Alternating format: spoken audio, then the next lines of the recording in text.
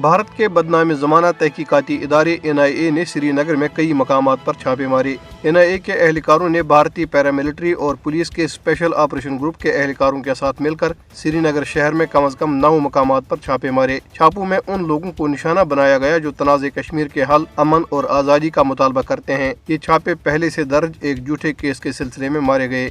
کل جماعتی حریت کانفرنس نے مقبوضہ جموں کشمیر کے عوام کے خلاف بھارتیہ جنتا پارٹی حکومت کی سیاسی، مذہبی اور ثقافتی جارحیت کی شدید مذمت کی ہے۔ حریت ترجمان ایڈوکیٹ عبدالرشید منہاس نے سری نگر میں جاری ایک بیان میں BJP کے کشمیر دشمن اور امن دشمن ایجنڈے کا مقابلہ کرنے کے لیے اتحاد و اتفاق کی ضرورت پر زور دیا۔ انہوں نے کہا کہ کشمیر کے حوالے سے BJP کی مخالفانہ پالیسی اس کے نسلی تعصب اور ہندوتوا نظریے پر مبنی ہے اور اس کا مقصد ایک ہندو ریاست کا قیام ہے۔ حریت ترجمان نے تنظیم کے ارکان پر زور دیا کہ وہ کشمیری عوام کی سیاسی، ثقافتی اور مذہبی شناخت کو مٹانے کی بھارت کی کوششوں کا متحد ہو کر مقابلہ کریں۔ انہوں نے کہا کہ بھارتی حکومت نہ صرف کشمیریوں کے تشخص کو مٹانے کی کوشش کر رہی ہے بلکہ سیاسی سرگرمیوں کو دبا رہی ہے اور مظلوموں کی آوازوں کو خاموش کر رہی ہے۔ انہوں نے کہا کہ سول سوسائٹی کے ارکان، علماء دین، ماہرین تعلیم، صحافیوں اور انسانی حقوق کے کارکنوں کو ہراساں کرنے کا سلسلہ بلا روک ٹوک جاری ہے۔ ترجمان نے کہا کہ بھارتی وزیراعظم نریندر مودی اور وزیر داخلہ امت شاہ کے حالیہ دورے جموں کشمیر کے عوام کے ساتھ ایک مذاق ہے۔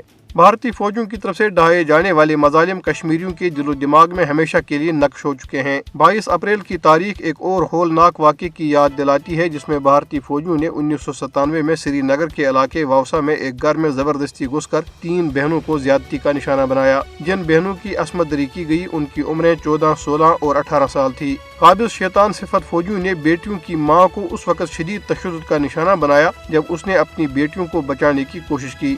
پیپلز ڈیموکریٹک پارٹی کی صدر محبوبہ مفتی نے غیر قانونی طور پر بھارت کے زیر قبضہ جموں کشمیر کی خصوصی حیثیت کی بحالی کے اپنے مطالبے کو دہرایا ہے جسے بھارتی حکومت نے 5 اگست 2019 کو منسوخ کر دیا تھا۔ محبوبہ مفتی نے جنوبی کشمیر کے قصبے اسلام آباد میں ایک عوامی ریلی سے خطاب کرتے ہوئے بھارتی حکومت کے فیصلوں کو غیر قانونی اور غیر آئینی قرار دیا۔